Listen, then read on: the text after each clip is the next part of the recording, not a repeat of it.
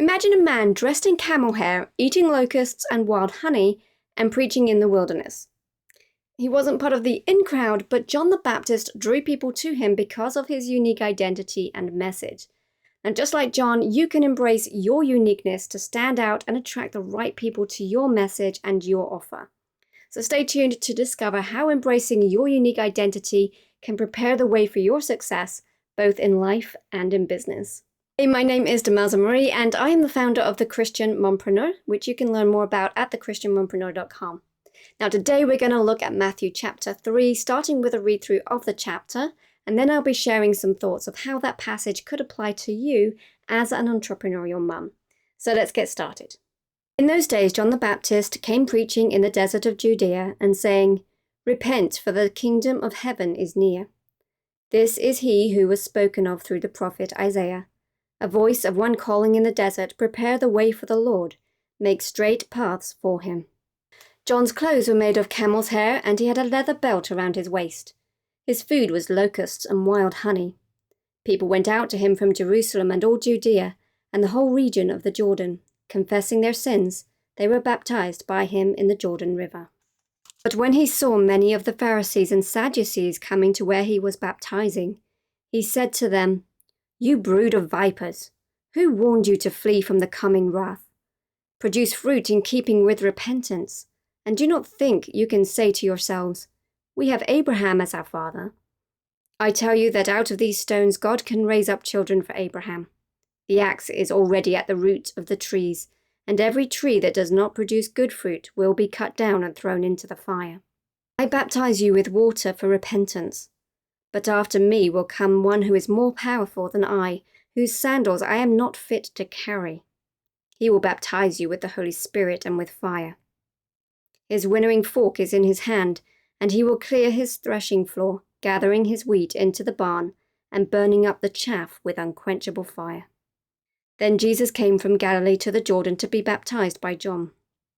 But John tried to deter him, saying, "I need to be baptized by you, and do you come to me?"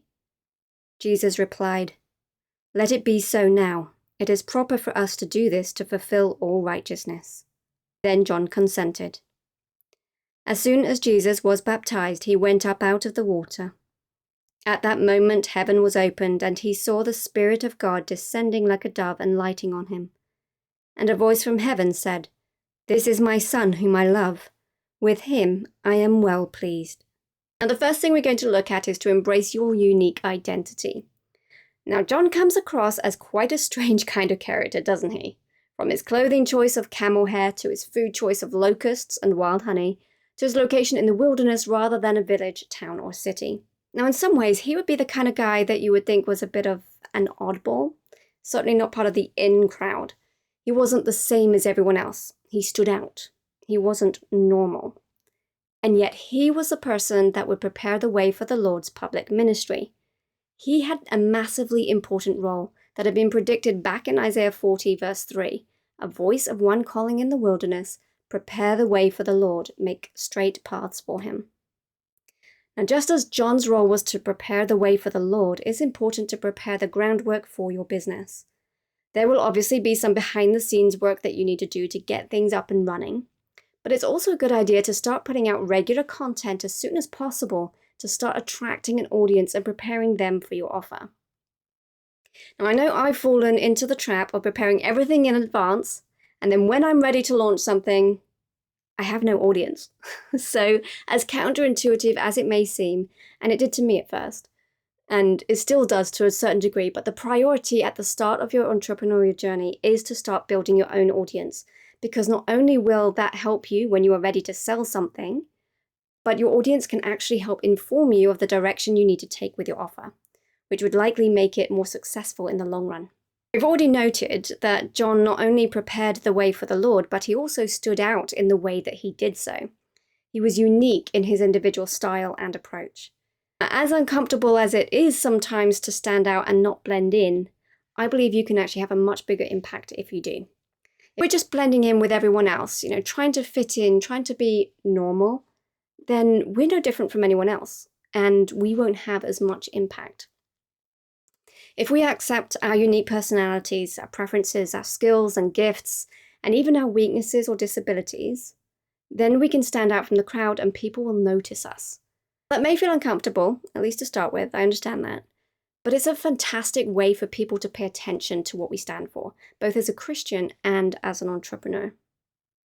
Now, as believers, we want other people to see the difference that God makes in our lives.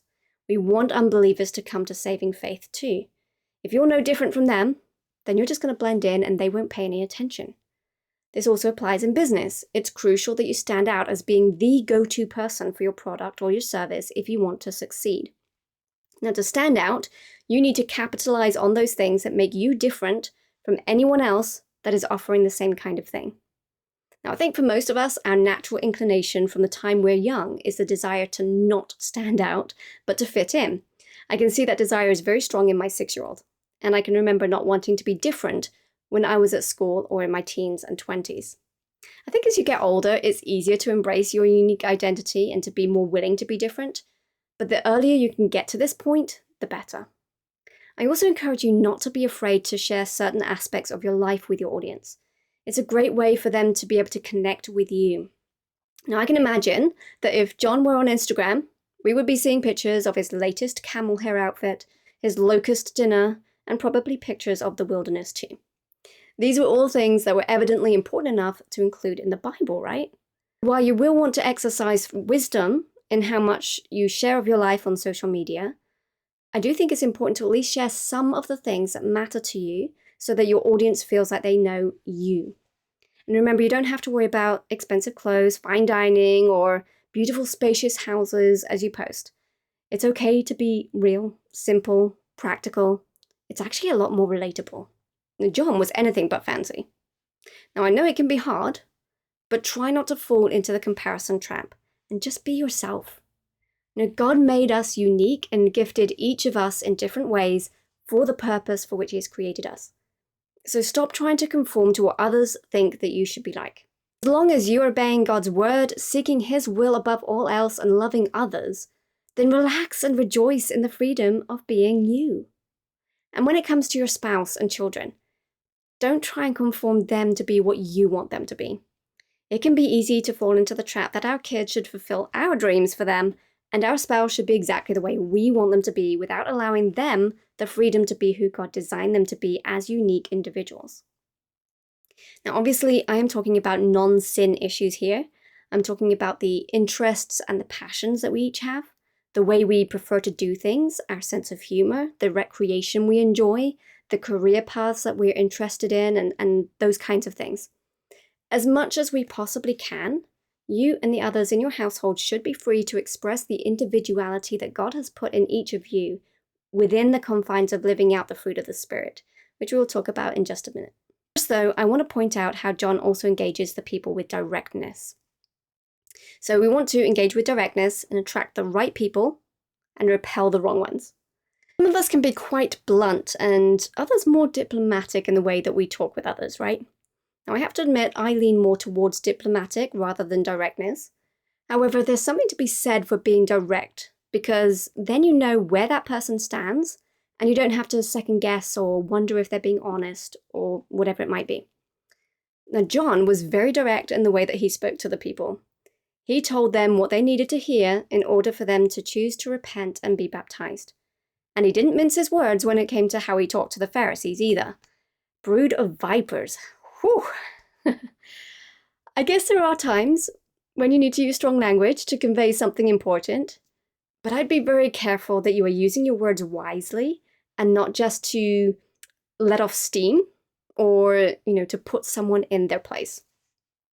A good principle is to speak the truth in love.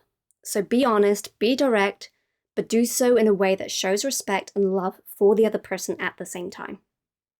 Our words and actions will have an impact on our businesses. We must be upright in all of our dealings to be a good testimony and to see true long-term success. When it comes to your business, it's also really important to be very clear with your messaging. Your product or service is not going to be right for everyone, and therefore it should attract the ideal person for what you're offering while repelling those for whom it's not a good fit. The clearer and the more targeted your messaging, the more effective your marketing efforts will be. I don't know if you're familiar with the term attraction marketing, but it's almost like John did this, right? He wasn't going from town to share his message, trying to get people's attention. He somehow drew enough attention that people came out of the towns into the wilderness to see him. Now, presumably some people heard his message and they encouraged more people to come out and hear the message too. Now, John's message was obviously resonating with those who heard it so that they spread the message and more people came to hear him. Isn't that the ideal scenario? Your message and your product or offer is so powerful that you attract the right people to you and they share your message or your offer with others who would also be a good fit. You don't need to go chasing down sales, sending loads of messages, spending hours on social media, and working super hard to try and get people to buy. Instead, you produce the right kind of content, and people are coming to you wanting to buy what you have or work with you, and they're willing to let others know about it too. Now, it's important to remember that your offer is not a good fit for everyone. So in a manner of speaking, you will want to gather the wheat or the ideal clients while repelling the chaff. The clients you don't want. Don't fall into the trap of thinking that everyone is an ideal client because they're not. For example, there are certain characters and troublemakers that you really don't want to have to deal with, trust me. And there are people who are just not willing to put in the work, and it can feel like a waste of time to you to work with them. You may want to work with beginners and not the advanced, so you'll want to repel the advanced and attract the beginners, and so on. So we want to make sure that you're embracing your uniqueness and you're engaging with your audience with clear, direct messaging. And third thing is to examine your fruit. What does your character reveal? John talks about producing fruit in keeping with repentance in verse 8, and every tree that does not produce good fruit will be cut down and thrown into the fire in verse 10. Now, this is powerful imagery of how we should be living and what will happen if we do not produce good fruit. As entrepreneurs, we are very involved in a lot of production, but the first area we must take care of is the fruit of our own character. It's very easy to get so caught up with everything that needs to be done with the business that we neglect to spend as much time as we need in God's Word, which is what prepares the soil of our hearts to produce good character, and that's foundational for everything else. Now, as we take care of the fruit of our character, that will play out in how we run our businesses, and the quality of the content we produce and the interactions with our clients, either directly or on social media. It's also important to prioritize preparing the soil of our children's hearts right from the start of their lives so that the Lord can work in them and they might also grow good fruit. They learn a lot by watching us. So lead by example and conduct yourselves with them and others with humility and obedience to God in such a way that they have a good role model and they're attracted to God and us. We want them to feel totally confident that they can come to us for help in any of their wilderness experiences and to know that they will receive the biblical help and the support that they need.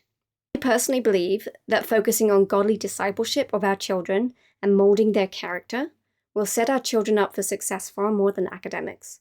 Now, obviously, we want our children to do well with their work and to be financially secure. But we also want them to have good quality, long-lasting marriages.